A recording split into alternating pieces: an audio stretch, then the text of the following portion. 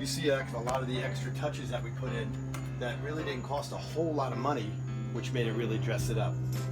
Like fixtures, rather than the just store-bought generic ones, you can hunt around online. You can find some really nice ones for a pretty decent price if you look for them.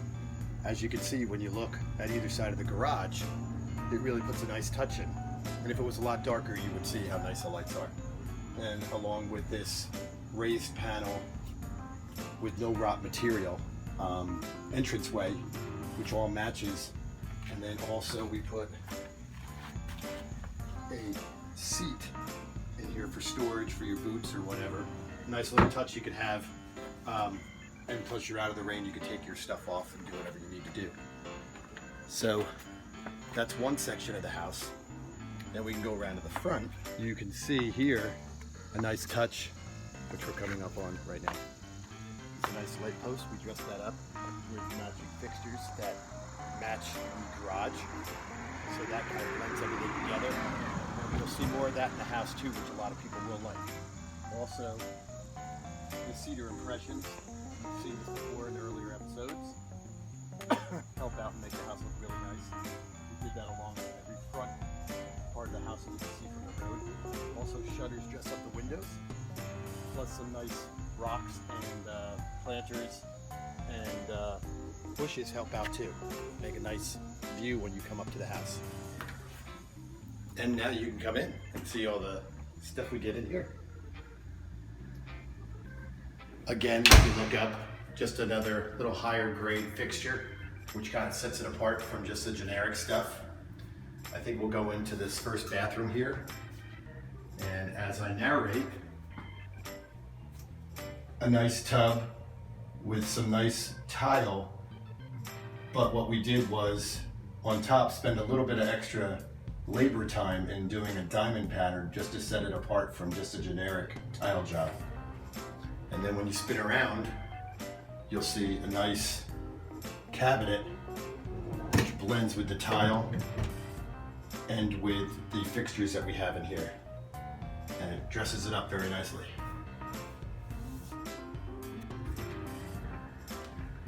Bedrooms, not much going on in here, but the lighting in here really makes it look a lot brighter. And then you can dim these lights, and then plus there's another switch for an outlet if you just wanted to do a regular lamp fixture. And then you have ample closet space. Then the master bedroom, as you can see, we have the same 4 cans in here, which with LED lights, which make it look a lot nicer. You don't have to change them probably for 30 or 40 years, so unless something goes wrong with them. So that's a nice little touch, because a lot of people don't want to worry about doing any light fixtures or changing anything. Then we have a fan in this room to make it a little cooler. And there's a lot of window space in here to let the light in, so that's a lot nicer. And then we go to the master shower, which you saw in other episodes we were working on. Now it's totally completed.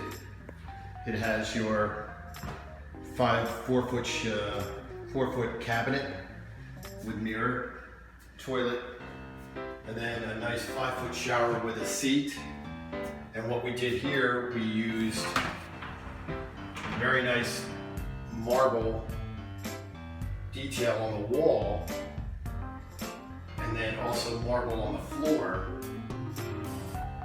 in smaller areas, and then used a nice basic 3x6 subway tile on the walls, which cut the cost, which made the shower a little bit more affordable. And then we dressed it up with the marble to make it really look nice, along with the stone seat, saddle, and countertop, which all match each other. And then to dress it up and make it even more different than other bathrooms, we put a transfer valve in. You want to show the transfer valve? We put a transfer valve in, which will do the rain head. And you can switch it into a handheld while you're sitting at the seat if you want to sit down and take a shower, which is nice for people who have injuries or can't get around very well. And then we have nice 5 foot bypass doors that make it very easy to get in from either way and get into the shower. And then we have tile that matches the marble, which brings it all together on the main floor. So all in all, the contractor that we had did a pretty nice job. Okay, now we're gonna go down the hallway. And I know you've seen this before. This is your entrance closet, but because it's so big, you can also use the top half or one side of it for storage, coats for winter or summer.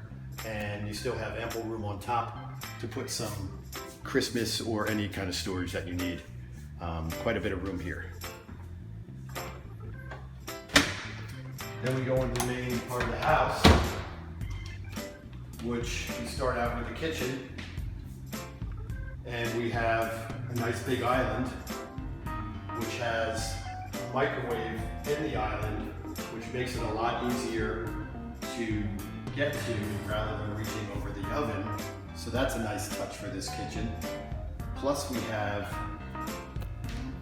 cabinets that look like pantry cabinets, which a washer and dryer, which have to be a front load, can easily fit in here. And when you're not using them, you can easily close these, and it fits right in with the kitchen.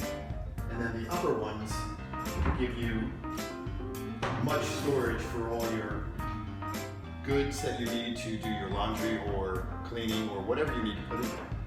And it looks, when you close it, just like a cabinet, rather than seeing your washer and dryer. Then over here is actually your pantry cabinet with all your shelves. And again, it blends in so it looks very nice. Nice touch. A lot of people will like that when they go to buy the house. And then we go around, we have an open glass cabinet on either side that's lit. So that makes it very nice. And you can display, as you see here, and with a dimmer, you can dim the under cabinet lighting and that lighting together. And it makes a nice look for the kitchen. And then we have a nice high faucet, which a lot of people like, which is a nice touch to have in a kitchen. And a very deep, big stainless steel sink. And the granite goes around the whole room here. And then we have a large refrigerator. And of course, all the cabinets and drawers are self-closing. So that's a little added feature that is really good, so you don't have any slamming, they take care of themselves, and it's just a nice touch that I think people will like when they come into the house and see what they have. Brand new appliances, oven, refrigerator, like I said, dishwasher, and corner cabinets which have Lazy Susans in them, which make it very easy to get to your small canned goods.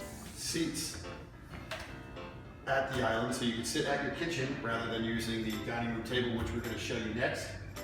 So I think this is pretty nice. You could use up to 3 probably stools to sit here and have your morning coffee while you're watching the nice view outside. Then we go over to the dining room or eating area, which has a very nice upgraded fixture, which really sets it off. And you'll see so when we turn the lights off.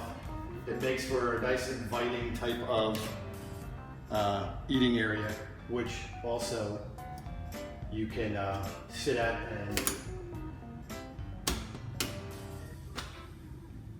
do your thing with. It's very important. The reason this table is in here, along with some other featured items, is because it's very important to stage certain areas that may be a difficult area for people to see what can fit and what can go where.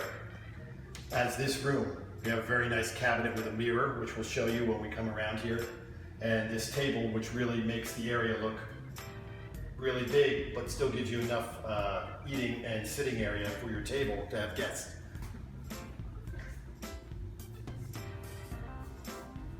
Then, coming out here, you have a very big open space for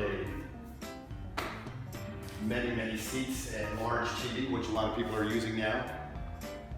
Or if you didn't want to have any furniture in this room, because you have this back sitting room, which we're going to show you next, you could easily use this for your friends to do river dancing or square dancing, whatever you prefer.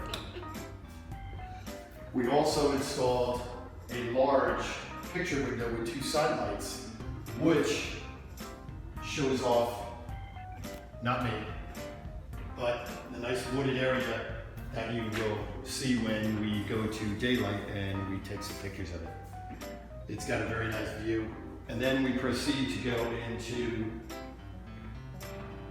the study, we like to call it, which has glass pocket doors to close it off, which you could use if you'd like also for an extra guest bedroom with a pull-out couch or a small ottoman pull-out. It gives you a little bit of privacy, and these doors open very nicely. They're pocket doors, and you can come into this room, which again is very spacious. A nice large couch with a relaxing chair, and you still have ample room for another small chair and an area for your TV, so you can watch some delightful TV shows in here. Again, another very large, big glass sliding door this time, not a window, but again, it looks out over on the wooded area, which is nice, and a nice small patio to get you out to the backyard.